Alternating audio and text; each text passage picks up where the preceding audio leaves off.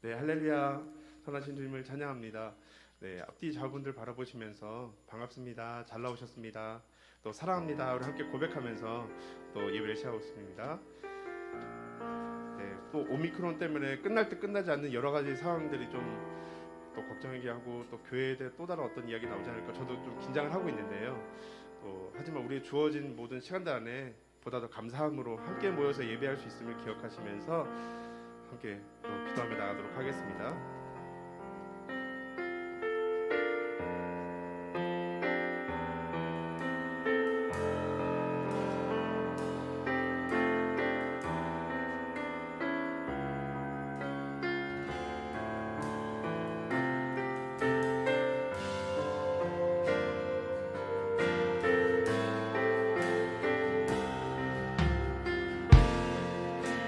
고백하겠습니다. 하늘에 나는 새도 하늘에 나는 새도 주 손길 돌보시네 온 땅에 충만한 주 사랑으로 내 마음을 덮으소서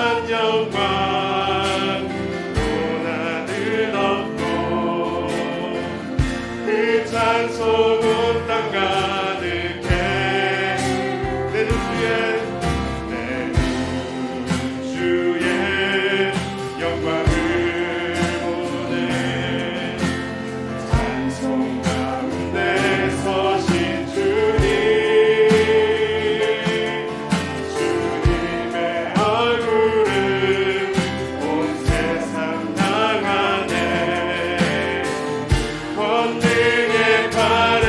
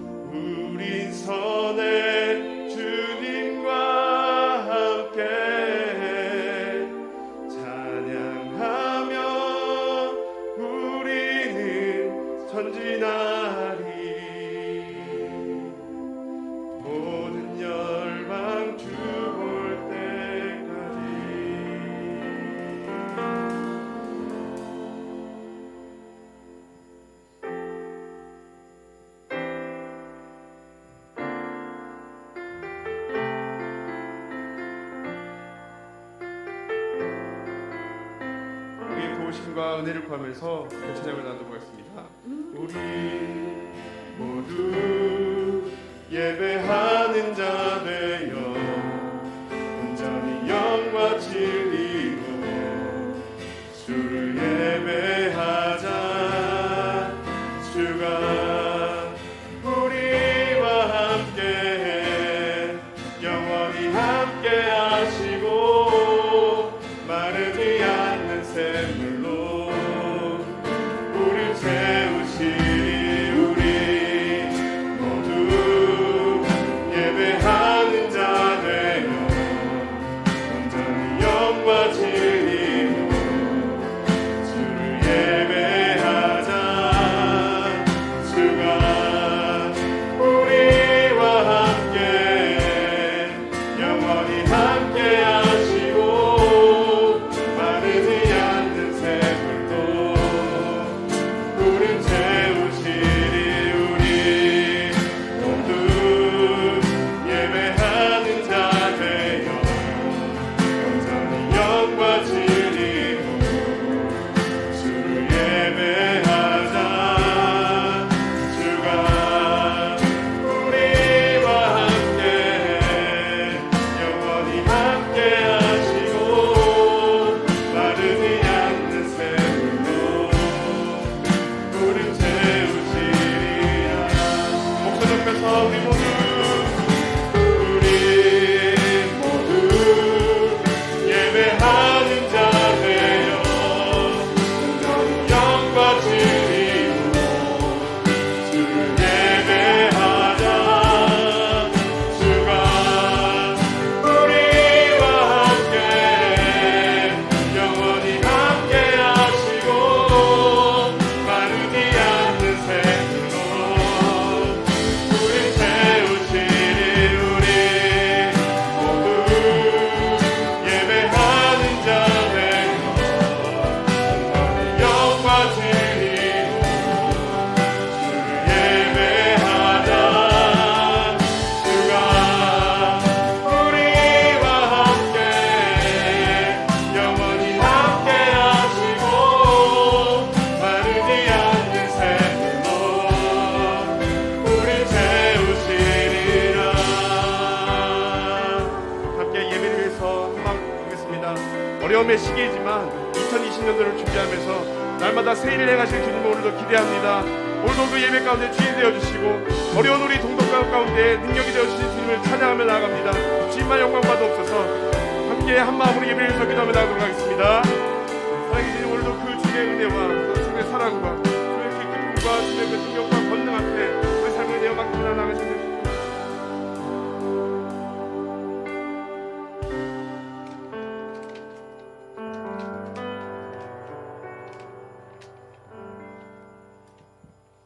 다 함께 기도하겠습니다. 전능하신 하나님 아버지, 지난 한 해 동안도 환난과 코로나19 시대 속에서도 지켜주시고 도와주신 하나님 은혜를 진심으로 감사드립니다. 오늘도 거룩하고 복된 주일날을 허락하시고 우리 사랑하는 성도들 이렇게 건강한 몸과 진정한 마음으로 우리 사랑하는 성도들 주님 앞에 나올 수 있도록 인도해 주시니 감사합니다. 주의 전에 나와 하나님 앞에 예배드릴 수 있도록 은혜 베풀어 주심을 진심으로 감사드립니다. 그러나 저희는 너무나 연약합니다. 무지하오니 주님 친히 찾아오셔서 예배를 주관하시고 저희들 마음 문을 열며 긴 문을 열어주시사 신령과 진정으로 하나님 앞에 예배드리며 말씀에 의뢰받는 시간 되게 하여 주옵소서. 먼저 이 나라 이 민족을 위하여 기도합니다.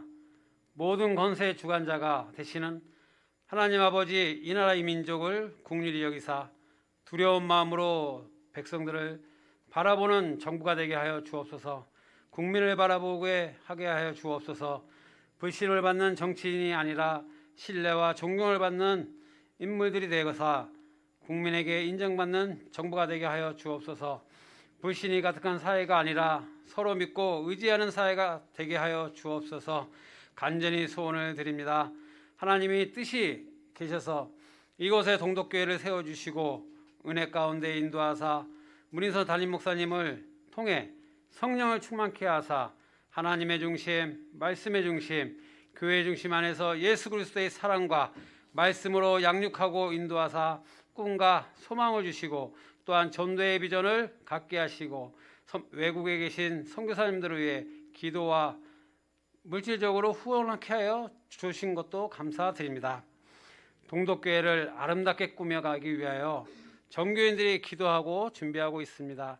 복의 근원이 되시는 하나님, 아버지 말씀에 순종할 때 자손 천대까지 은총을 베푸신다 약속하신 하나님, 아버지 말씀에 순종하는 성도들이 되게 하사 2022년도에는 복받는 해요 전도하는 해가 되게 하여 주옵소서. 직장에서도 인정받는 성도요 사업이 날로 성장 번창케 하시며 씨 뿌려가며 가꾸는 농부에게도 풍성한 추수가 되게 하여 주옵소서. 받는 자에게는 구할 것을 충성이라 했습니다. 받는 복을 헤아려 주신 사명 그 직분 잘 감당하게 하여 주옵소서. 바알과 같이 충성하며 주의 복음을 증거하며 어둠 속에서 방황하는 우리들의 이웃을 주의 절에 인도하게 하여 주옵소서. 동독교회에 찾아오는 심령들 영육 간의 평안과 섬기는 기쁨을 주시사 사랑의 교제가 충만한 동독교회가 되게 하여 주옵소서. 이 시간 목사님 단위에 세우실 때 성령 충만케 하사 말씀을 증거하실 때마다 사단의 권세 일절 틈타지 못하게 지켜 주시옵소서. 말씀이 성도들의 마음밭에 새겨져 30배, 60배, 100배의 결실을 맺는 말씀으로 무장케 하여 주옵소서. 또한 사회에 나가 주의 증인으로서 주의 복음을 증거하며 사는 복된 삶이 될 수 있도록 축복하여 주옵소서. 모든 순서를 주님이 인도하실 줄 믿사오며 주 예수 그리스도의 이름으로 간절히 기도합나이다. 아멘.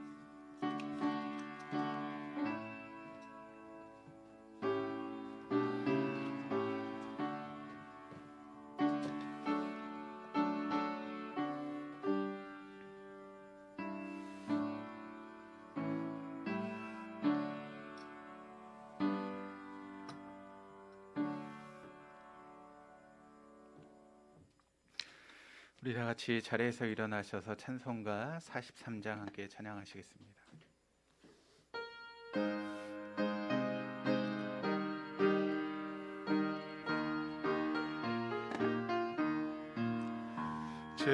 즐겁게 안식할 날 반갑고 좋은 날 내 마음을 평케하니 즐겁고 기쁜 날 이 날에 천하 만민 다 보좌 앞에서 참되신 삼위일체 다 찬송 부르네. 이 날에 하늘에서 새양식 내리네. 성회로 모이라고 종소리 울리네.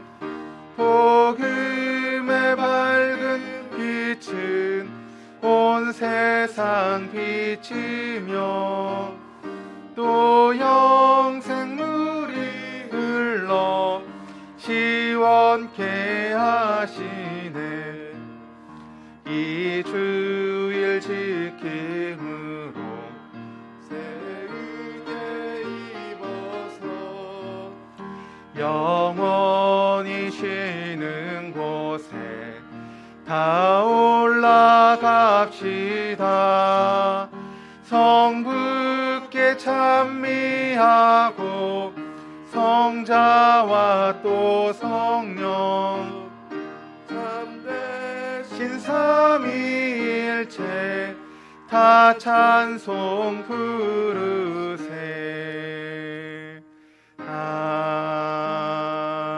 아멘. 다 같이 사도신경으로 우리의 신앙을 고백하시겠습니다. 나는 전능하신 아버지 하나님 천지의 창조주를 믿습니다. 나는 그의 유일하신 아들 우리 주 예수 그리스도를 믿습니다. 그는 성령으로 잉태되어 동정녀 마리아에게서 나시고 본디오 빌라도에게 고난을 받아 십자가에 못 박혀 죽으시고 장사된 지 사흘 만에 죽은 자 가운데서 다시 살아나셨으며 하늘에 오르시어 아버지 하나님 우편에 앉아 계시다가 거기로부터 살아있는 자와 죽은 자를 심판하러 오십니다. 나는 성령을 믿으며 거룩한 공교회와 성도의 교제와 죄를 용서받는 것과 몸의 부활과 영생을 믿습니다. 아멘. 우리 자리에 앉아서 하나님 말씀 함께 찾으시겠습니다. 함께 보실 하나님 말씀은 신약성경 로마서 12장 1절에서 2절까지 말씀입니다. 제가 가진 성경으로 신약성경 257페이지 로마서 12장 1절 2절 말씀.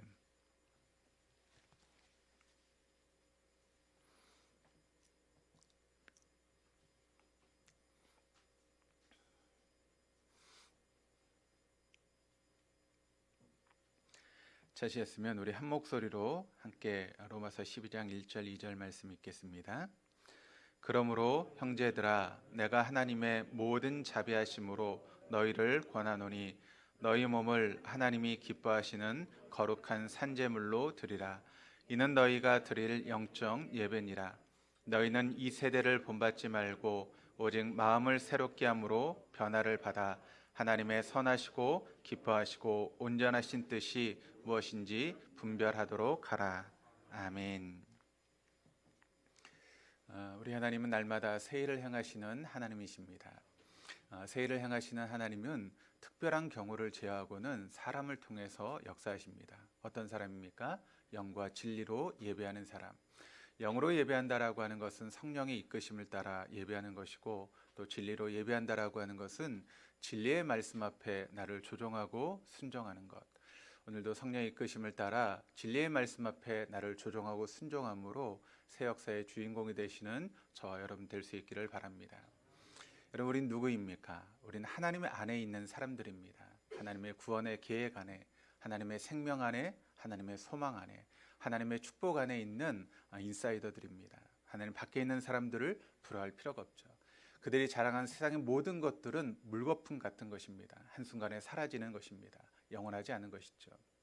그러나 우리가 붙들고 있는 것은 영원한 것입니다. 세상이 변해도 변하지 않는 영원한 것들을 우리가 붙들고 살아가는 것이죠.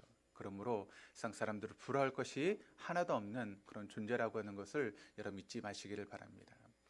여러분, 우리는 왜 이 자리에 나왔습니까? 새로워지기 위해서 우리 이 자리에 나왔습니다. 우리 날마다 새로워져야 됩니다. 왜냐하면 여러분, 새로워지지 않으면 그때부터 우리의 삶은 변하기 시작하고 변질되기 시작하기 때문에 그렇습니다. 변화가 끝나면 그때부터 우리의 삶은 변질이 시작되기 때문에 우리는 언제나 주님 안에서 새로워지는 삶을 살아가야 되는 것이죠. 그런데 그와 같이 새로운 삶을 살아갔던 우리의 믿음의 선배들을 세상은 감당하지 못했습니다. 그들이 그와 같은 삶을 살아갈 때 세상은 그들을 감당하지 못하는 놀라운 삶을 살게 되었던 것이죠. 그와 같은 놀라운 삶을 우리 동독의 모든 교우들이 살아낼 수 있기를 주님의 이름으로 축원합니다. 그런데 그것이 혼자의 힘으로는 참 어렵습니다. 그래서 하나님께서 우리에게 공동체를 주셨습니다. 서로 힘을 합해서 그 일을 이루라고 동덕교회라고 하는 공동체를, 또 목장이라고 하는 공동체를 주셔서 그 공동체와 함께 하나님 일을 할 수 있는, 또 하나님의 소망을 품고 살아갈 수 있는 그런 존재로 만드신 것이죠. 그러므로 우리에게 주신 이 공동체 안에서 우리가 함께 서로 어깨 동무하며 하나님 원하신 일을 해나가기 위해서 노력할 수 있는 우리 동독의 모든 교우들 다 될 수 있기를 주님의 이름으로 축원합니다. 우리 옆에 있는 분들하고 인사하시겠습니다. 하나님이 우리 함께 계십니다. 이 시간도 우리와 함께 계신 하나님의 임재를 경험하고 예배할 수 있는 저와 여러분의 삶이 될 수 있기를 주님의 이름으로 축원합니다. 저는 지난 몇 주간 제게 주신 하나님의 마음을 가지고 우리 교회를 어떻게 새롭게 할 것인가에 대해서 함께 말씀을 나누고 있는 가운데 있습니다. 교회를 세우시고 지금도 교회를 사랑하시며 교회를 이끌어 가신 하나님께서 저를 이 동덕교회에 세우시고 또 하나님이 원하시는 또 하나님이 디자인하신 그런 교회를 만들기 위해서 지금도 이끌어 가시는데 어떻게 하면 그런 교회를 세울 수 있을 것인가, 어떻게 하면 하나님 디자인하신 그런 교회의 모습을 이루어갈 수 있을 것인가에 대해서 깊이 생각하고 고민하는 가운데 있습니다. 제가 동덕교회에 부임을 하고 저에게 많은 분들이 말씀하신 그 내용 중에 이런 말씀을 제가 자주 들었습니다. 목사님, 목회하실 때 강하게 하십시오. 그런 말씀을 저한테 몇 분이 그렇게 하시더라고요. 제가 생각했습니다. 요즘 이제 생각하면서 강하게 목회하는 것이 무엇일까? 제 성격 자체가 여러분 강한 성격이 아닙니다. 굉장히 부드러운 제가 남자인데 어떻게 그렇게 강하게 목회를 할 것인가? 뭐 그냥 세게 말하면 그게 강한 목회인가? 뭐 어떻게 하는 것이 강한 목회인가라고 하는 것을 제 나름대로 깊이 생각하고 기도했습니다. 그때 하나님께서 저에게 주신 마음은 어떤 마음인가 하면 성경 말씀대로 하면 된다. 그게 강한 것이다. 그러니까 하나님 말씀, 우리에게 주신 그 하나님 말씀을 붙들고 그 말씀을 증거하며 강하게 강단에 설포하는 것, 그것이 바로 강한 목회다라고 하는 것을 제 마음에 주셨습니다.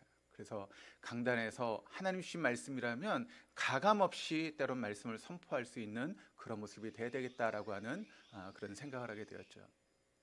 그리고 강단에 내려와서는 상처받은 성도들을 품어주고 안아주는 것, 그것이 진정한 목회자의 모습이 아닌가라고 생각을 하면서, 그러면서 내가 말씀을 증거할 때 하나님이 나에게 주시는 그런 마음을 가지고 정말 교회를 하나님 디자인하시는 그런 모양으로 세워가야 될 텐데, 그런 부분에 대해서 말씀을 증거하고 우리 교회가 그런 교회가 되도록 애를 쓰고 노력해야겠다라고 하는 그런 마음이 생겼습니다. 그래서 전에도 말씀을 드렸던 것처럼 동덕교회라고 하는 그런 교회를 열차에 비유하면서 선로의 보수 작업을 진행했다고 말씀을 드렸고, 이제 앞으로의 시간들은 그 열차의 바퀴를 바꾸는 시간들이 될 것이다 라고 하는 것을 말씀을 드렸습니다. 그리고 그 열차의 바퀴라고 하는 것은 예배와 소그룹 공동체라고 하는 두 개의 바퀴를 통해서 우리 동덕교회가 나아가야 된다라고 하는 것을 말씀을 드렸죠. 여러분, 교회는 인간의 지식이나 인간의 경험이 앞서는 것이 아닙니다. 언제나 교회의 중심은 하나님이 되어야 되고 언제나 기준은 하나님이어야 됩니다. 그리고 하나님 말씀이 우리의 모든 기준이고 목적이 되어야 됩니다.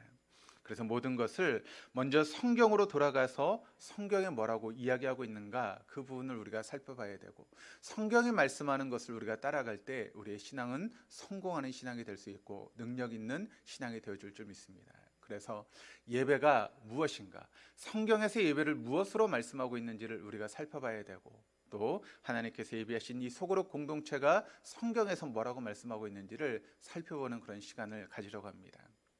지난 몇 주간 예배에 대해서 함께 말씀을 보시면서 예배의 핵심이 무엇인가에 대해 성경적으로 조명해 봤습니다. 그것은 한마디로 예배의 대상을 바로 하는 것, 그것이 바로 예배의 핵심이라는 것이죠. 그렇다면 우리의 예배의 대상은 무엇입니까? 바로 하나님이 우리 예배의 대상이 되는 것이죠.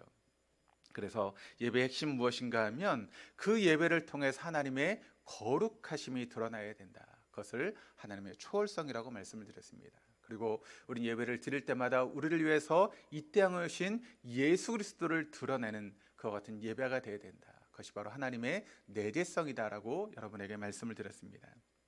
그렇다면 우리가 하나님께 예배 드린다라고 할 때 어떤 자세로 우리가 예배를 드려야 되는가? 그것은 바로 영과 진리로 예배하는 것이다.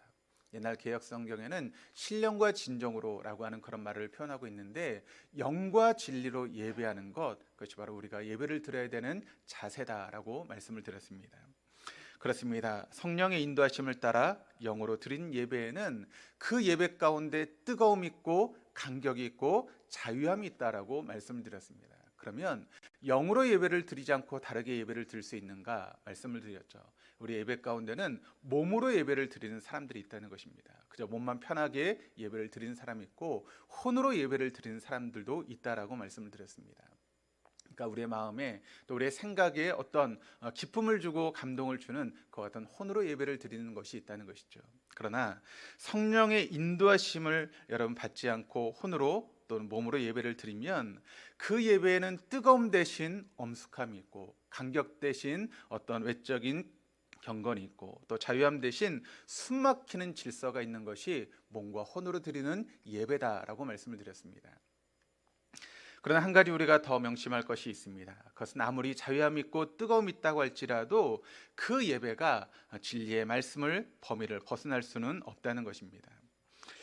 여기까지의 내용을 조금 다른 각도에 생각해 보면 똑같은 음악, 똑같은 악기, 똑같은 스타일로 예배를 드린다고 해도 그 방향은 목적과 초점에 따라서 그 예배가 달라질 수 있다는 것이죠.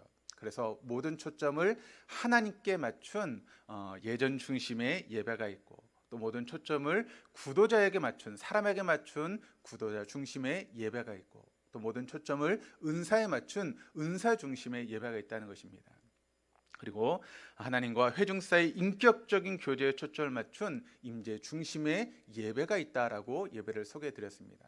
그렇다면 예배 신학적으로 어떤 예배가 가장 올바른 예배일까요? 두말할 것도 없이 바로 하나님과 회중 사이의 인격적인 교제가 있는 임재 중심의 예배가 우리가 드려야 될 예배라는 것이죠. 그러니까 예배의 대상은 하나님이시지만, 그러나 그 예배를 드리는 목적은 우리가 하나님과의 만남이 바로 목적이 되어야 된다는 것입니다. 그래서 예배 시간에 우리가 하나님을 인격적으로 만나서 그 하나님과 교제하는 예배가 될 때 그 예배는 살아있는 예배가 될 것이고, 하나님께서 받으시는 거룩한 예배가 되어줄 수 있다는 것이죠. 그러면 우리가 하나님과 회중 사이 인격적인 교제에 초점을 맞춘 임재 중심의 예배를 드린다고 할 때 어떻게 여러분 그런 예배를 드릴 수 있는 것입니까? 그것은 바로 모든 초점을 거기에 맞추는 것입니다. 그러니까 그것이 찬송이 되었든 기도가 되었든 말씀이 되었든 봉헌이 되었든 그 모든 초점이 우리가 하나님과의 인격적인 교제에 초점을 맞추고 찬송을 부르고 기도하고 말씀을 듣고 봉헌하는 것이 바로 우리가 임재 중심의 예배를 드릴 수 있는 방법이다라고 말씀을 드렸습니다. 그 말씀을 함께 나누면서 지난 시간에는 찬송에 대해서 여러분과 함께 말씀을 나눴습니다. 우리가 임재 중심의 예배, 또 하나님께 교제에 초점을 맞추기 위해서 어떤 찬송을 불러야 되는가, 어떻게 찬송을 불러야 되는가에 대해서 말씀을 드리면서 그것은 새 노래로 찬송하는 것이다 라고 말씀을 드렸죠. 그렇다면 성경이 말하는 새 노래라고 하는 것이 여러분 어떤 노래이겠습니까? 그것은 구원받은 자가 부른 노래가 바로 새 노래라고 말씀을 드렸습니다. 바로 새 사람이 부른 노래가 새 노래라는 것이죠. 그러면 새 사람은 누구입니까? 우리가 잘 알고 있는 고린도전서 5장 17절 말씀에 우리에게 이렇게 이야기하고 있죠. 누구든지 그리스도 안에 있으면 새로운 피조물이라. 이전 것은 지나갔으니 보라 새 것이 되었도다 라고 말씀하고 있습니다. 그러니까 새 사람 누구인가 하면 바로 그리스도 안에 있는 사람들이 바로 새로운 사람이라는 것입니다. 예수 그리스도의 보혈의 공로를 붙잡고 살아가는 사람들이 바로 새 사람이다 라고 하는 것을 성경은 우리에게 증거하고 있는 것이죠. 그리고 새 노래라고 하는 것은 새로운 시대에 맞는 노래가 새 노래다라고 말씀을 드렸습니다. 하나님을 찬양한다라고 하는 것은 구약시대부터 지금에 이르기까지 여러분 중단 없이 이어져 오고 있는 그런 모습입니다. 그러나 찬양의 방식이라든가 혹은 찬양의 모습은 각 시대에 따라서, 그리고 지역에 따라서, 전통에 따라서, 신학에 따라서 다양하게 사람들이 찬양을 불러왔습니다. 성경의 말씀은 어떤 시대에도 결코 변하지 않는 말씀입니다. 왜냐하면 성경의 말씀은 진리이기 때문에 그렇습니다. 진리라고 하는 것은 여러분 결코 변할 수 없는 것이 진리 아니겠습니까? 그러므로 성경의 말씀은 어느 시대나 또 어떤 지역이나 어떤 신학이나 결코 변할 수 없는 것이 성경의 말씀인 것이죠. 그러나 이 진리를 빼놓고 비본질적인 부분은 시대에 따라서 얼마든지 바뀔 수 있다는 것이죠. 그것이 바로 찬양의 모습이라는 것입니다. 우리가 찬송과 관련해서 우리가 염두에 두어야 될 것은 무엇인가 하면 오직 우리를 구원하신 하나님께 우리가 시선을 고정하고 새 노래를 부를 수 있어야 된다라고 하는 것을 우리가 잊지 말아야 한다는 것이죠. 그래서 지난 시간에도 말씀을 드렸지만 우리가 찬송을 부를 때 찬송가로부터 자유로울 수 있는 것이 우리의 모습이 되어야 된다라고 하는 것을 우리는 잊지 말아야 됩니다. 이 말이 우리가 부른 찬송가가 잘못됐다라고 하는 그런 의미의 말씀이 아닙니다. 그럼 찬송가는 여러분 잘 아시는 것처럼 총 645장으로 되어 있습니다. 그런데 여러분 우리가 믿는 하나님은 어떠한 하나님이십니까? 광대하신 하나님 아니십니까?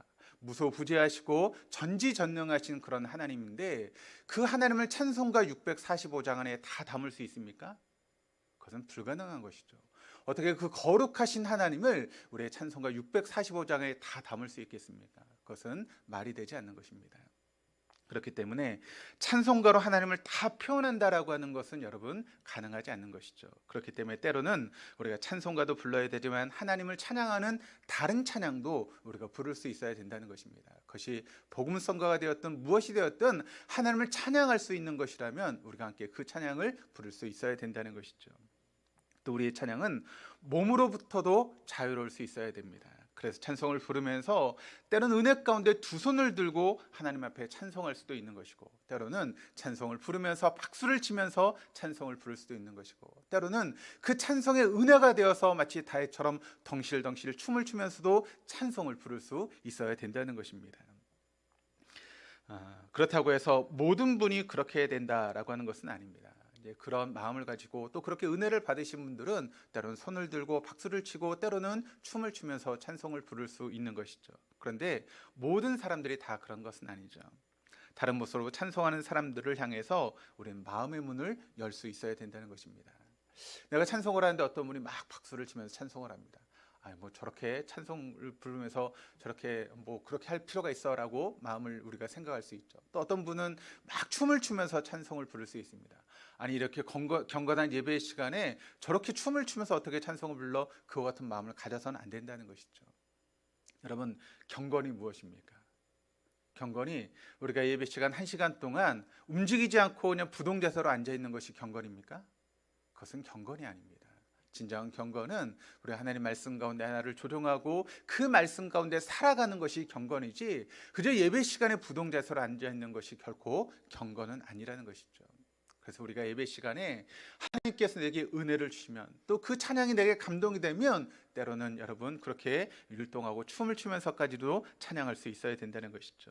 그런데 그와 같은 모습으로 찬송하는 사람들을 우리가 바라볼 때 마음의 문을 열고 우리가 바라볼 수 있어야 되는 것이죠. 왜냐하면 그것은 틀림의 문제가 아니라 다름의 문제이기 때문에 그렇습니다. 그러니까 나와 다르게 찬송하는 사람들이 틀린 것이 결코 아니라는 것이죠. 그것을 틀림의 문제로 바라보는 것이 아니라 다름의 문제로 바라봄으로 그 사람을 용납하고 수용할 수 있는 것, 그것이 바로 우리의 모습이 되어야 된다는 것이죠. 그럴 때 우리 공동체 안에서 우리가 연합을 이룰 수 있는 것이고 하나 될 수 있는 것이죠. 왜냐하면 다 똑같은 사람이 우리 안에 모여있는 것이 아니지 않습니까? 성격이 틀리고 마음이 틀리고 여러 가지 환경이 틀린데 내 기준에 맞춰서 모든 사람을 다 재단하고 그 안에 맞추려고 하면 어떻게 그 사람들이 다 내 안에 들어올 수 있겠습니까? 그러면 우리의 마음에 거부감이 생길 수밖에 없는 것이죠. 그러나 우리가 마음의 문을 열고 그것이 틀림의 문제가 아니라 다름의 문제라고 하는 것을 인식하게 될 때 그 사람을 수용할 수 있고 우리는 하나가 되어지는 놀라운 역사를 일으킬 수 있게 되는 것입니다. 그래서 찬송에 이어서 오늘은 예배 시간에 드리는 기도에 대해서 함께 말씀을 생각하면서 은혜를 나누려고 합니다. 여러분, 우리가 하는 기도를 보면 보통 개인 기도와 대표 기도가 있지 않습니까? 그러면 개인 기도와 대표 기도는 다른 것일까요? 아니면 틀린 것일까요? 말이 똑같은가요? 다른 것일까요? 다른 것일까요? 같은 것일까요? 예, 같기도 하고 틀리기도 하죠. 하나님께 드린다라고 하는 그런 관점에서는 같습니다. 그런데 개인이 개인적으로 드리는 것이 개인 기도라면 대표 기도는 회중을 대표해서 드리는 것이 대표 기도이기 때문에 그런 점에서는 조금 다른 부분이 개인 기도와 대표 기도인 것이죠. 그러니까 개인 기도를 예배 중에 압축하는 것이다라고 생각하면 우리가 대표 기도를 생각하는 것이 조금 쉬울 것 같습니다. 요즘에는 한약을 여러분 다릴 때 보통 한의원에 가서 진맥을 하고 한의원에서 다려가지고 택배로 배달해줘서 우리가 먹지 않습니까? 근데 예전에 보면 예전 어르신들은 집에서 한약을 다리셨죠. 그래서 경동시장 같은 데서 한약을 구입해 와서 한약을 다리지 않습니까? 그러면 한약을 다릴 때 어떻게 다리죠? 약탕기에 사왔던 그런 약재들을 다 넣고 적당한 물을 붓고 중불에 오랜 시간 동안 여러분 끓이지 않습니까? 그러면 그 약탕기 속에서 모든 약재가 어우러지기 시작하면서 그때 나중에 압축되어서 나오는 까만 농축액만 남게 되는 것이죠. 그것이 바로 한약이지 않습니까? 대표 기도가 바로 이런 것이다라고 하는 것을 우리가 인식하면 될 것 같습니다.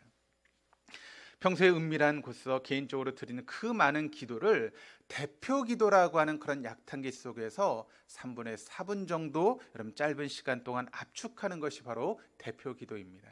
그리고 이런 작업을 통해서 모든 성도들의 다양한 기도를 역시 예배라고 하는 약탕기 속에서 압축하는 것이 바로 대표 기도라는 것이죠. 그런 맥락에서 우리가 사회를 보시는 분들이 가끔 대표 기도자를 소개할 때 이렇게 이야기를 하십니다. 우리를 위해서 혹은 우리를 대신해서라고 하는 그런 말씀을 하시는데, 그 말보다는 우리를 대표해서라고 하는 말이 더 적합한 말입니다. 왜냐하면 우리를 위해서, 우리를 대신해서라고 하는 그런 표현 속에는 어떤 표현이 있는가 하면, 회중은 기도하지 않고 대표 기도자만 기도한다라고 하는 그런 의미가 그 말 속에 내포되어 있기 때문에 그렇습니다. 그러면 여러분, 대표 기도자만 그 시간에 기도를 하는 것일까요? 아닙니다. 대표 기도가 대표로 기도하지만 모든 회중들이 함께 기도하는 것입니다. 그러므로 우리를 대표해서 대표하는 것이 대표 기도이지, 우리를 대신해서 기도하는 것이 결코 아니라는 것이죠. 마치 찬양대의 지휘자가 그 찬양대를 지휘하고 이끌어 나가는 것처럼 우리 모든 회중들의 기도를 대표 기도자가 이끌어 나가는 것이지, 혼자만 기도하는 것이 결코 대표 기도의 모습이 아니라는 것이죠. 그럼 회중들의 기도를 올바른 방향으로 끌고 가기 위해서 대표 기도자가 명심해야 될 것은 무엇이겠습니까? 그것은 바로 기도의 내용이요, 기도의 신학입니다. 그래서 이 시간에는 참된 기도에 대한 몇 가지 질문을 우리가 함께 던지고 그 질문에 대한 해답을 찾으면서 함께 은혜를 받는 그런 시간이 되었으면 좋겠습니다. 첫 번째 질문은 이것입니다.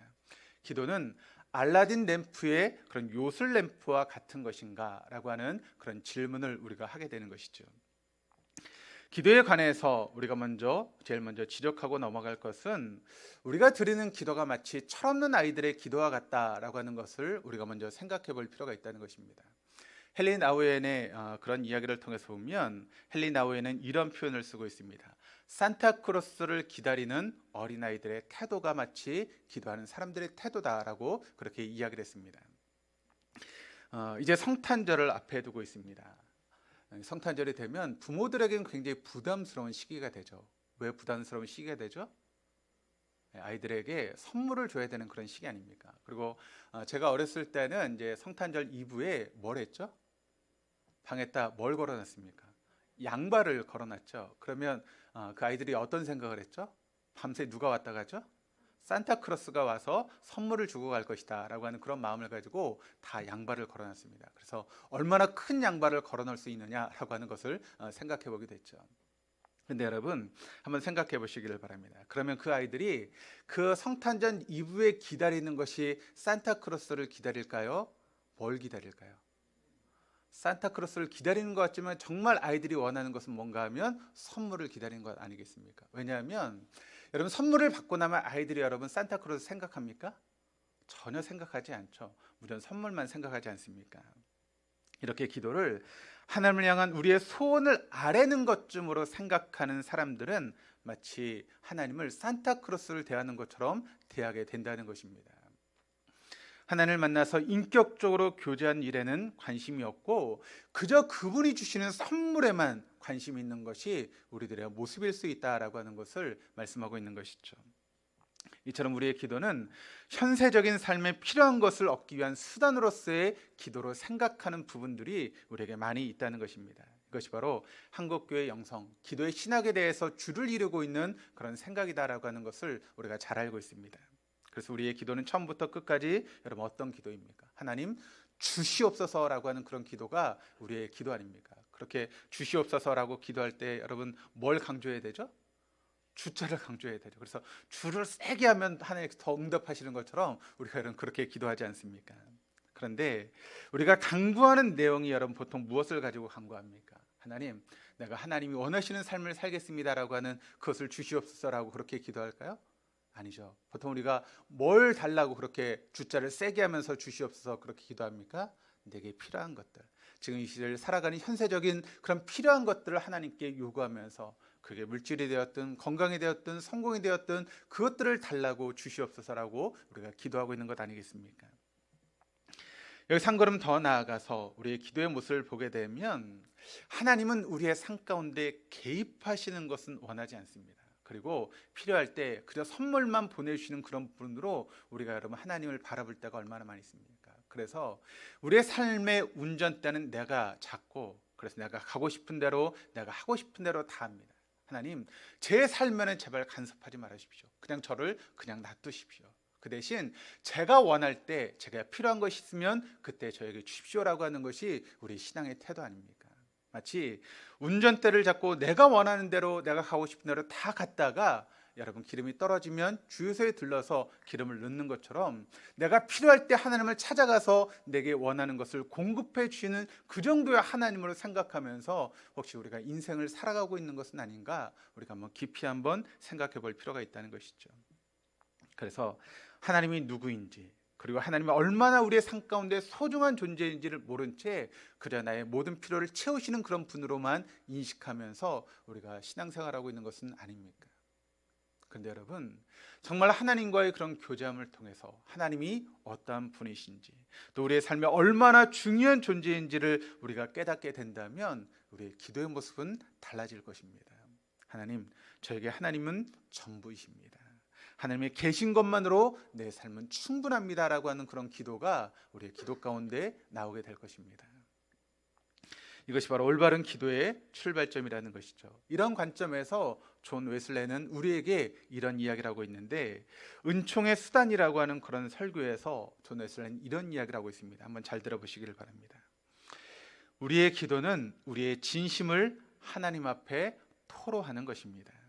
그렇지 않은 기도는 모두 위선입니다. 그러므로 우리는 기도할 때 하나님과의 교제를 유일한 목적으로 삼고 하나님께 우리의 마음과 정성을 모두 드려야 합니다. 이것이 바로 기도라는 것이죠. 웨슬레 목사님은 기도의 본질이 하나님과의 교제에 있다라고 하는 것을 그는 꿰뚫어 보았습니다.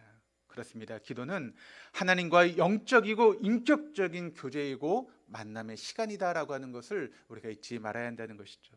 그것은 모든 생명과 기쁨의 중심에 계신 하나님과 관계를 맺는 것이고, 항상 하나님과 관계 안에서 살아가는 것을 배우는 것이 바로 기도의 시간이다라고 하는 것을 우리가 잊지 말아야 됩니다. 그러면 회중 앞에서 대표 기도하시는 분들은 회중에게 그것을 보여줄 수 있어야 된다는 것이죠. 그래서 대표 기도자가 기도를 하게 될 때 그 기도를 함께 드리는 회중들이 그들의 마음 가운데 이런 마음이 있어야 된다는 것입니다. 아, 저분이 기도 가운데 하나님과 깊은 교제를 지금 나누시고 계시는구나 라고 하는 것을 회중들이 느낄 수 있게 기도할 수 있어야 된다는 것입니다.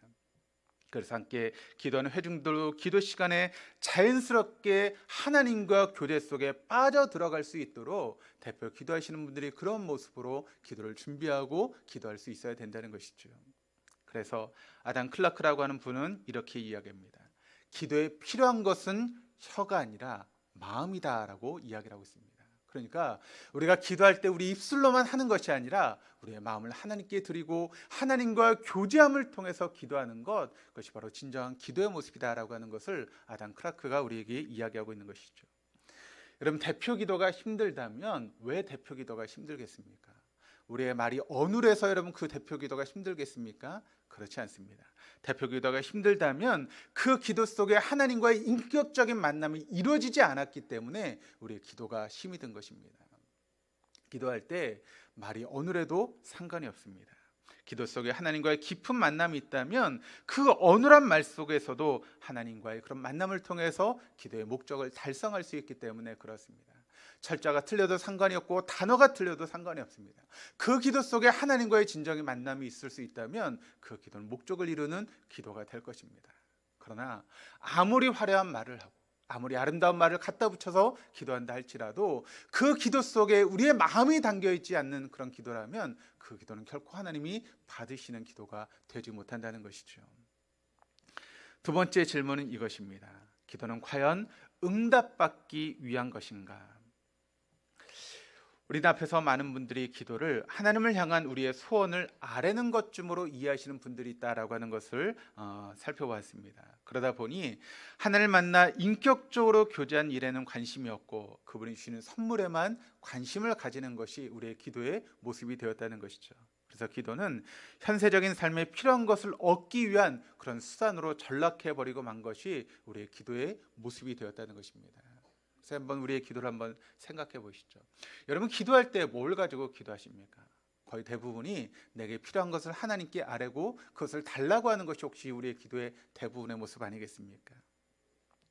이것을 단적으로 보여주는 것이 기도에 대표적으로 쓰이는 문구들을 보게 되면 우리가 그것을 볼 수 있게 되는데, 여러분 기도 가운데 여러분 빠지지 않고 나오는 그런 기도의 내용들 중에 많이 사용되는 것이 무엇인가 하면 기도를 하늘 보좌를 움직이는 기도, 여러분 그런 기도를 우리가 하지 않습니까? 그리고 기도는 만사를 변화시킨다라고 하는 그런 내용도 우리가 생각해 보게 되고, 구하라 그리하면 주실 것이다 라고 하는 것을 우리가 기도 시간에 많이 사용하면서 하는 그런 기도의 모습을 보게 됩니다. 그런데 이런 기도의 문구 속에 담겨있는 그런 모습들을 보면, 또 그 생각들을 보면 그 안에 문제가 있다라고 하는 것을 우리가 보게 되는데, 결국 그런 문구들을 우리가 보게 되면서 그런 표현들을 정리하면 이렇게 요약할 수 있는 것이죠. 우리의 기도를 통해서 어떻게 해서든지 하늘 보좌를 움직여서, 이 말은 하나님을 움직인다는 것이죠. 그래서 만사를 변화시킬 수가 있다. 우리가 응답받지 못한 이유는 기도하지 않기 때문이다라고 하는 것으로 우리가 생각해 볼 수 있습니다. 그러니까 여러분, 기도가 결국 뭡니까? 하나님을 움직여서 만사, 우리의 삶을 변화시키는 것, 그것이 바로 기도라는 것이죠. 그래서 내 삶이 변화되지 않는 것은 내가 기도하지 않았기 때문에 내 삶이 변화되지 않았다라고 하는 것이 우리 기도의 표현들의 모습 아니겠습니까? 그런데 여러분, 정말 기도는 어떻게 해서든지 하늘 보좌를 움직이는 게 기도입니까? 어떻게 해서든지 우리의 삶의 만사를 변화시키는 것이 여러분 기도의 모습일까요? 우리가 응답받지 못하는 것은 단지 우리가 기도하지 않았기 때문에 우리가 응답을 받지 못하는 것일까요?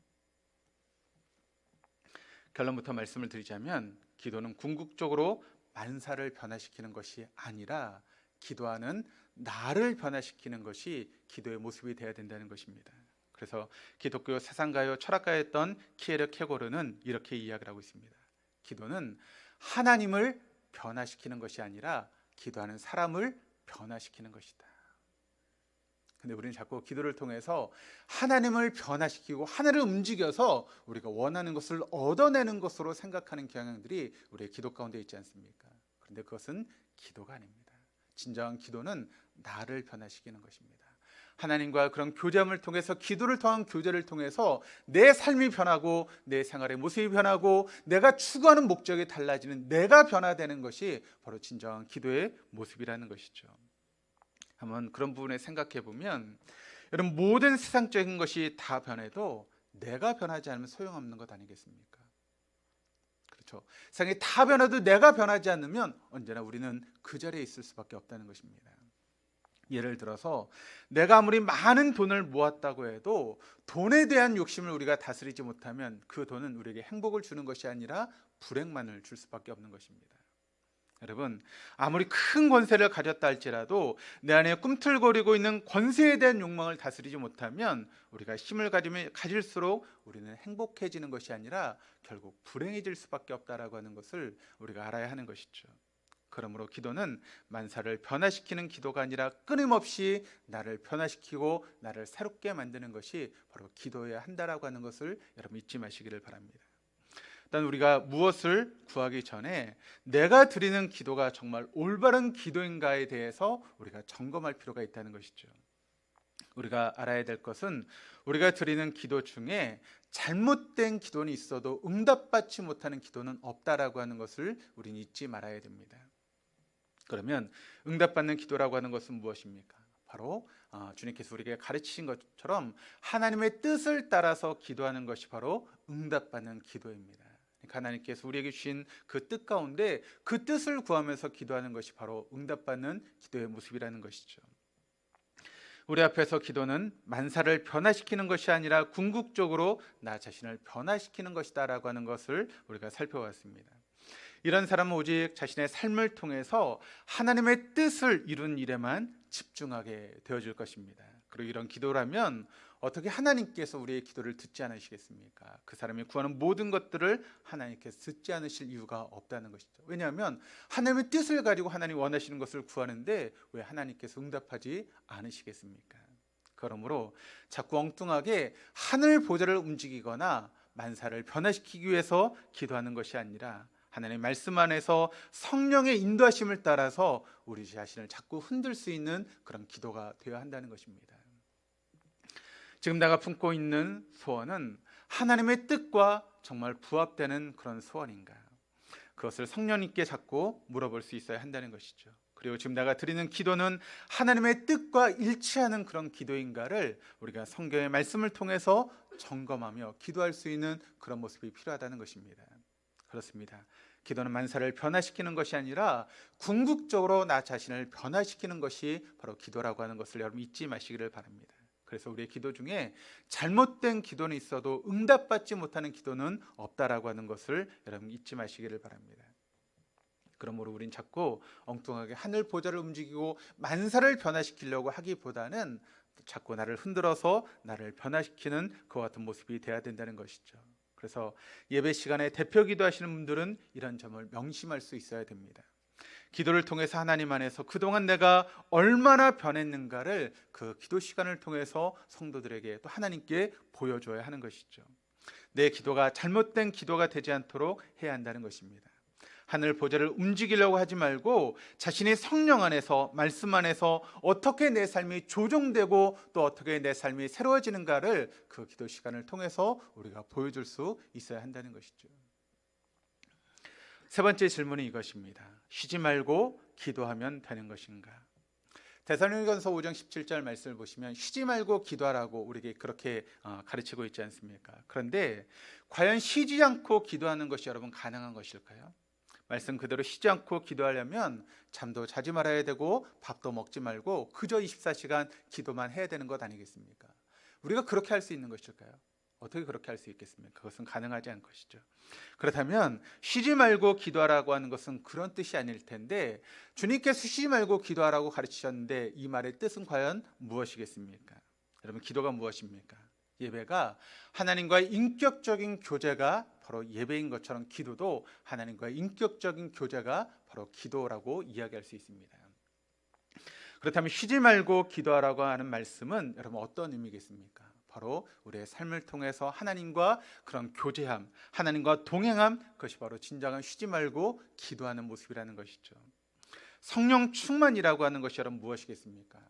우리가 성령 충만을 떠올리면 뭘 보통 생각하죠?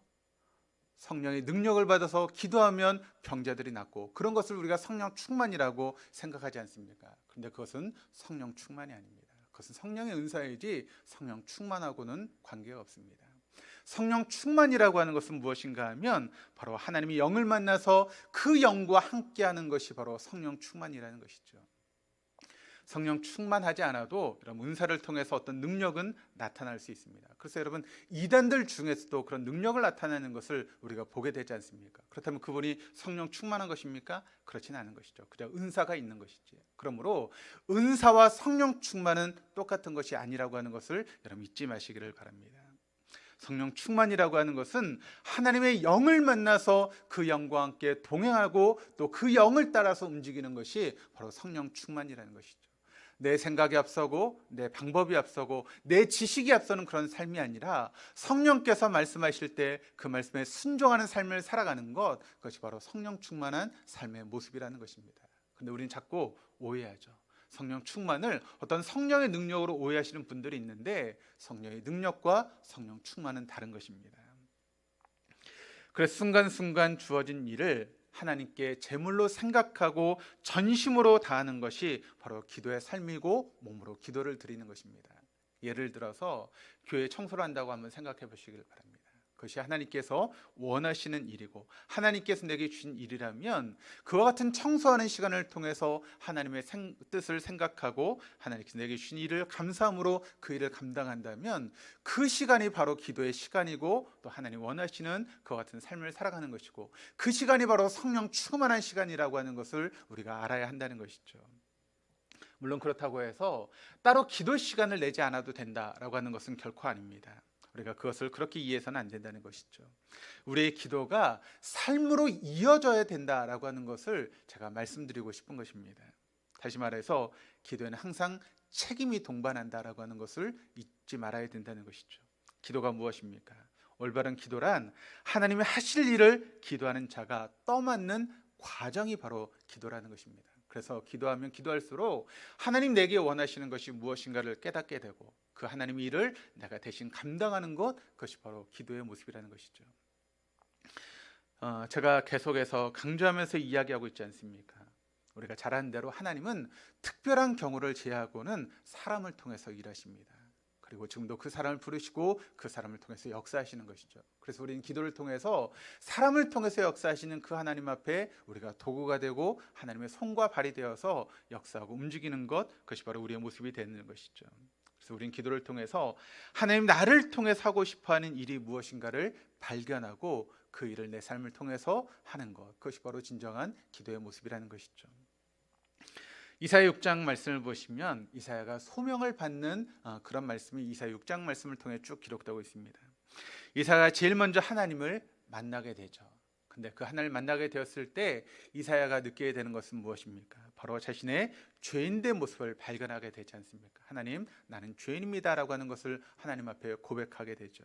그때 하나님은 그의 죄를 용서하시는 그런 놀라운 은총을 베푸시고, 그리고 하나님께서 하나님의 부르심에 응답하는 것으로 이사야 6장의 말씀이 마칩니다. 그 같은 과정을 통해서 하나님께서 이사야에게 말씀하시죠. 내가 누구를 보내며 누가 나를 위해서 갈고. 그때 이사야가 기도 중에 하나님 앞에 뭐라고 대답을 합니까? 하나님, 제가 여기 있습니다. 나를 보냈소.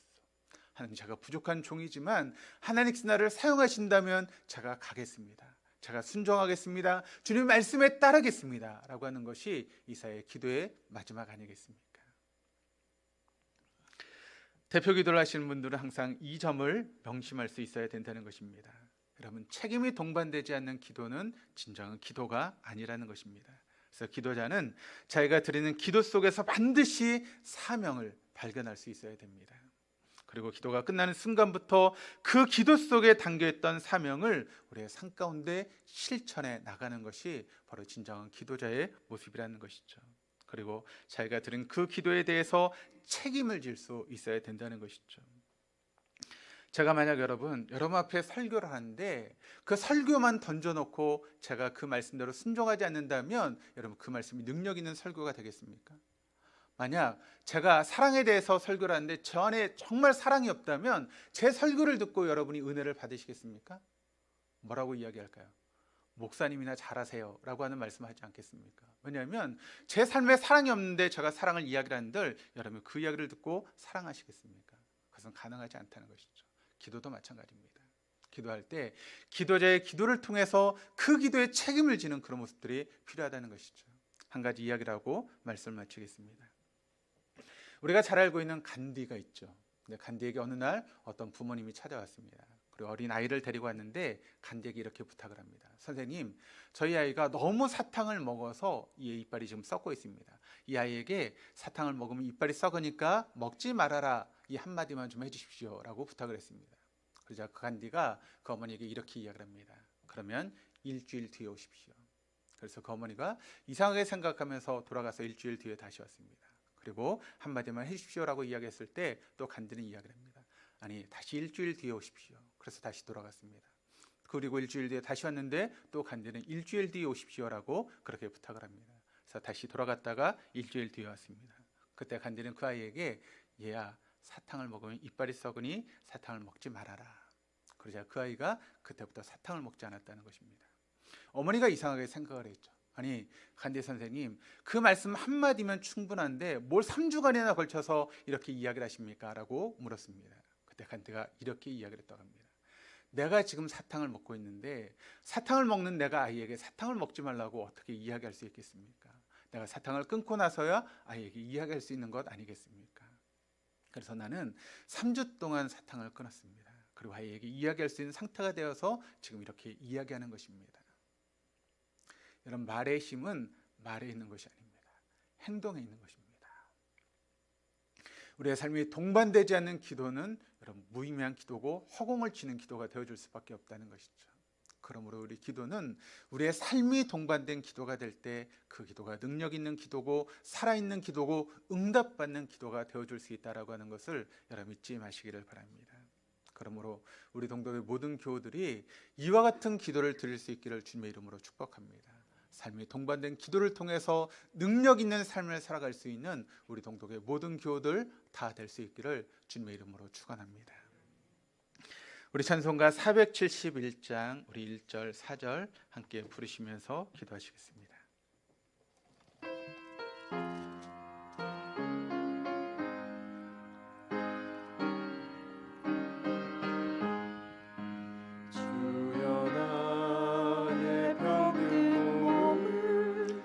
지금 고쳐주소서. 모든 병을 고쳐주마. 주 약속하셨네. 내가 지금 굳게 믿고 주님 앞에 구하오니 주여 크신 권능으로 곧 고쳐주소서. 나의 병을 고쳐주심 내가 믿사옵니다. 지금부터 영원토록 주 찬송하겠네. 나를 구원하신 말씀 어디든지 전하오리. 나의 병을 고쳐주심 참 감사합니다.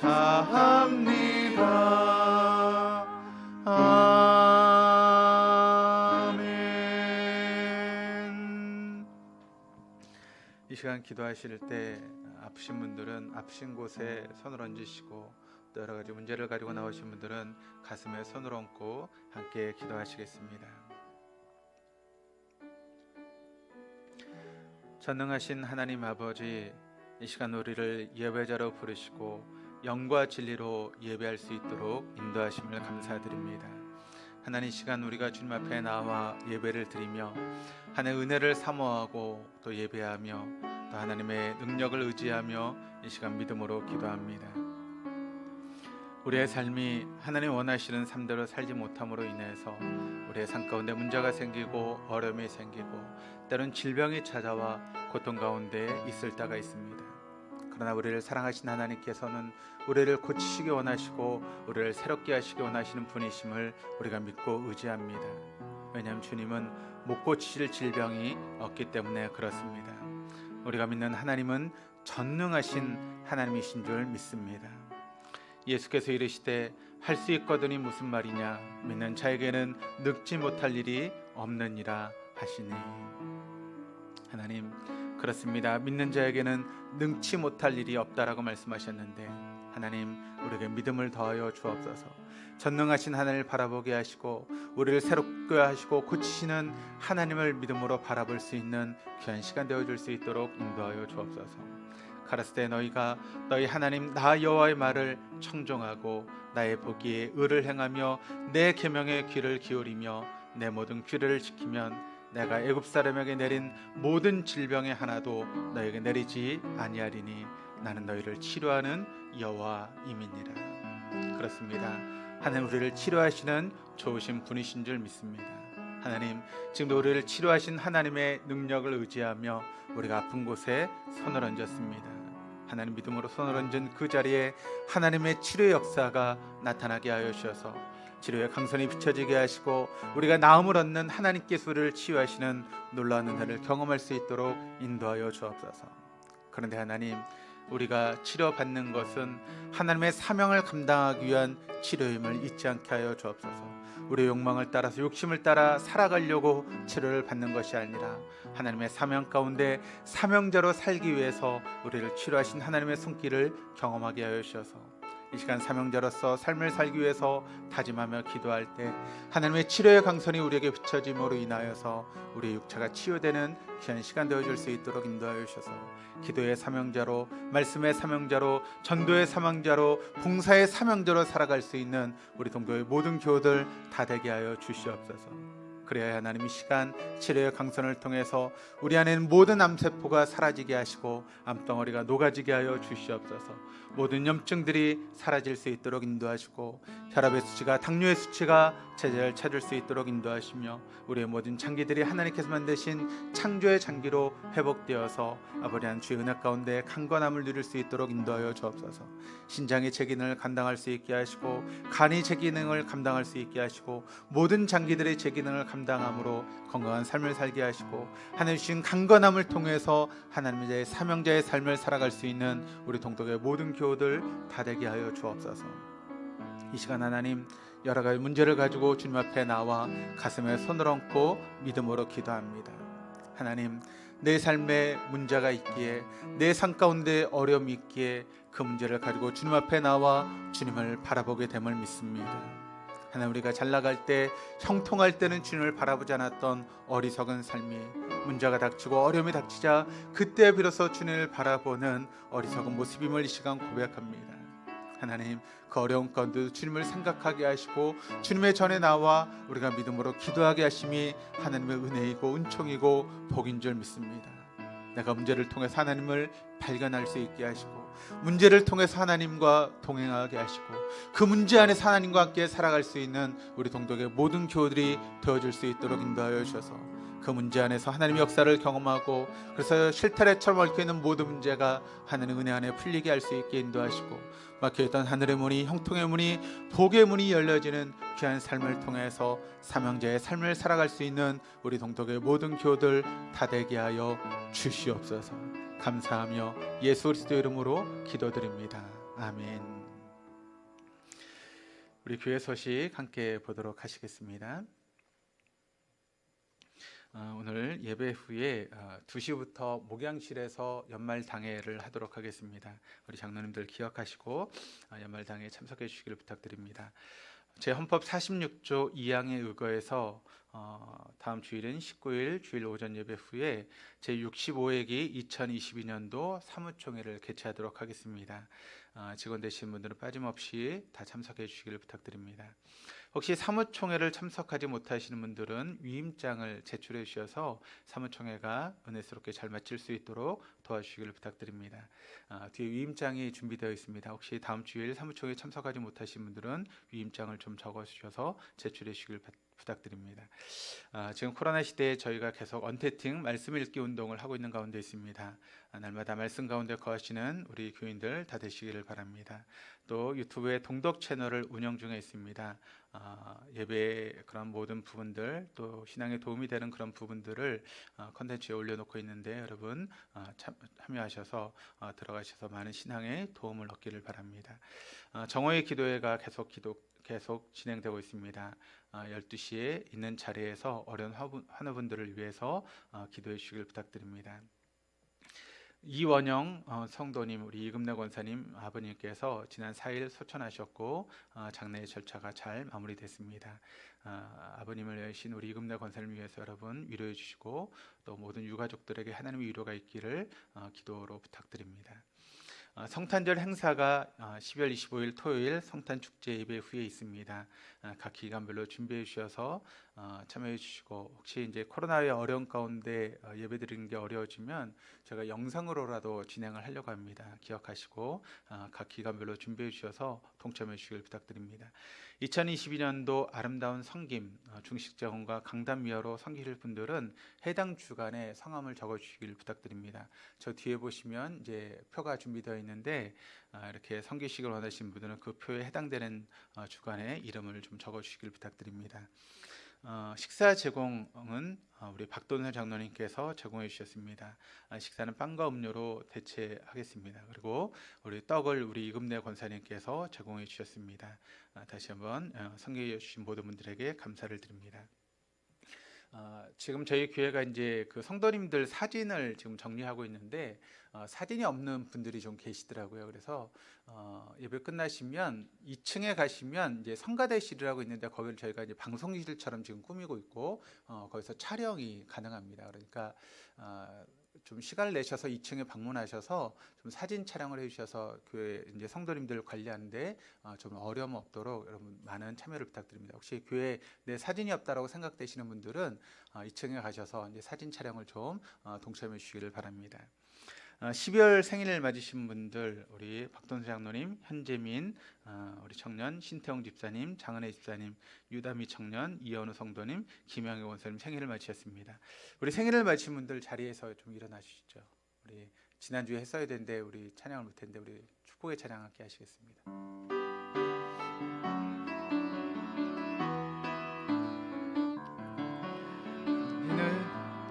당신은 사랑받기 위해 태어난 사람, 당신의 삶 속에서 그 사랑받고 있지요.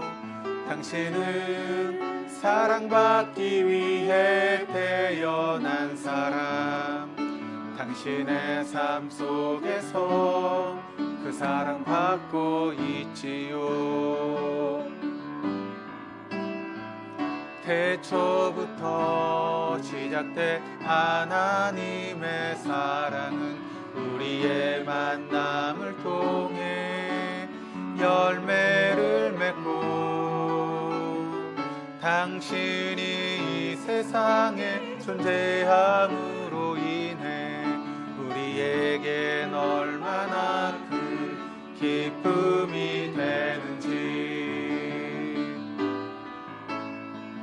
당신은 사랑받기 위해 태어난 사람, 지금도 그 사랑 받고 있지요. 당신은 사랑받기 위해 태어난 사람, 당신은 그 사랑 받고 있지요.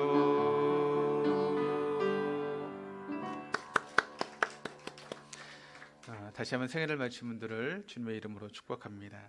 우리 찬송가 366장 부르시면서 준비하신 예물 봉헌하시겠습니다.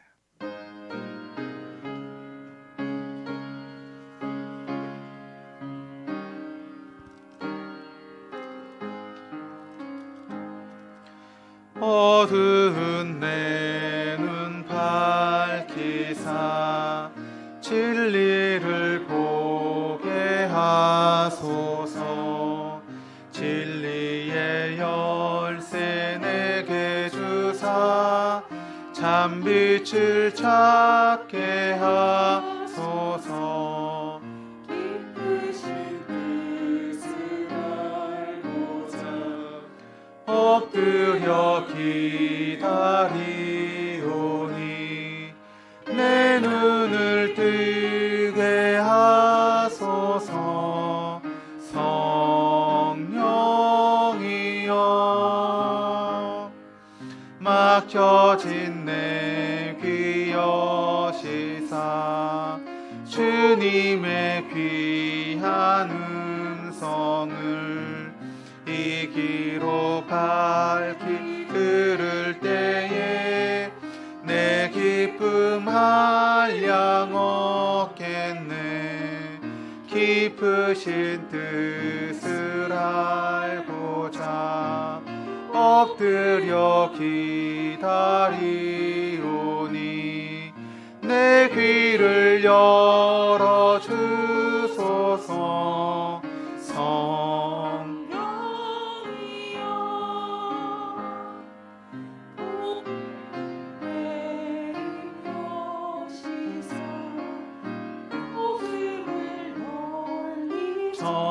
전하고 차가운 내 맘 녹여주사 사랑을 하게 하소서.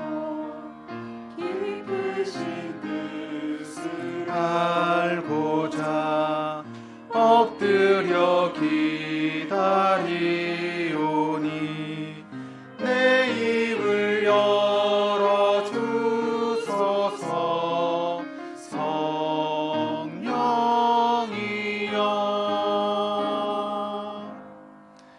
드린 예물을 위해서 기도하시겠습니다. 영으로 찬양하고 마음으로 경배하게 하시는 하나님 아버지, 지난 한 주간의 삶의 처소마다 주님께서 직접 찾아와 주시고 죄인된 우리를 위로하여 주시고 인도해 주셨음을 감사드립니다. 저에게 내려주신 구원이 전적으로 하나님의 은혜임을 다시 한번 깨달으며 주님 앞에 정성을 다해서 작은 예물을 봉헌하여 드립니다. 온 마음과 정성을 다하여 드린 예물을 주님 흠양하여 주시고 하나님 이 예물이 아름답게 쓰임받을 수 있도록 인도하여 주옵소서. 주님의 말씀에 따라 11조 예물을 봉헌하여 드립니다. 하나님 예물을 드린 손길을 축복하여 주셔서 흔들고 누르고 넘치도록 채우신 하나님의 복과 은혜가 그들의 삶 가운데 있을 수 있도록 인도하여 주옵소서. 주일헌금과 주정헌금, 건축헌금과 성경금, 구정헌금과 장학헌금 여러 가지 명목으로 하나님 앞에 예물을 드린 손길마다 하나님의 다음이 없는 복과 은혜가 넘치게 하시고 우리의 예물이 있는 곳에 우리의 마음이 있다라고 말씀하신 하나님 우리의 예물이 하나님 나라에 심겨지게 하시고 우리의 마음이 언제나 하나님을 향한 나라에 있을 수 있도록 인도하여 주옵소서. 또 이 예물이 하늘에 심겨질 때 30배, 60배, 100배의 풍성함으로 열매 맺는 아름다운 예물이 되어줄 수 있도록 인도하여 주시옵소서. 아버지 하나님 시간 또 교회를 위해 수고하시는 귀한 손길들이 있습니다. 수고한 대로 갚으신 하늘의 복과 은혜가 그 산 가운데 넘치게 하여 주시고 또 아버지 하나님 함께 예배를 드리고 싶지만 여러 가지 사정으로 함께하지 못하는 교인들이 있습니다. 어디 있든지 자를 기억하게 하시고 함께 모여 예배할 수 있도록 그들의 발걸음과 환경과 마음을 주장하여 주시옵소서. 감사드리며 예수 그리스도 이름으로 기도드립니다. 아멘. 이 시간 다 일어나셔서 우리 파성의 찬양 함께 찬양하시겠습니다.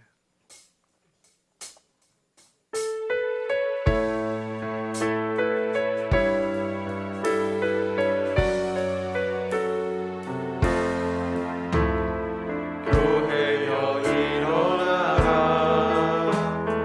주께서 부르시니 두려움과 실패 내려놓고 교회여 일어나라 교회여 일어나라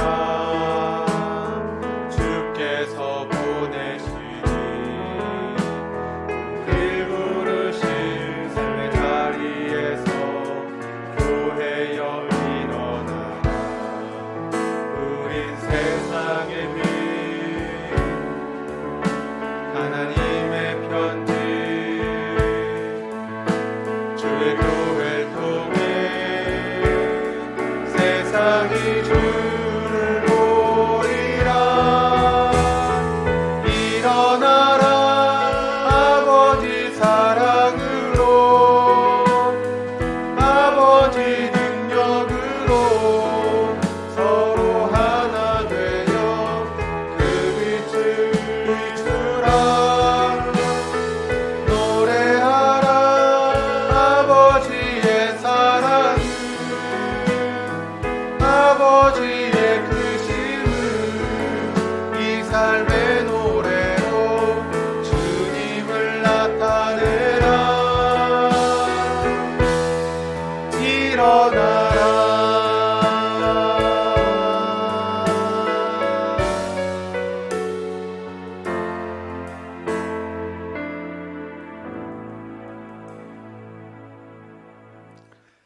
지금은 우리 주 예수 그리스도의 은혜와 아버지 하나님의 무한하신 사랑하심과 성령님의 교통하시며 내주하심이 이제 영과 진리로 예배하며 또 하나님과 교제함으로 기도하기를 다짐하며 삶으로 기도하기를 다짐하는 우리 동도의 교우들과 그 가정과 하시는 모든 일들 위해 지금부터 영원토록 함께 하시기를 간절히 축원하옵나이다.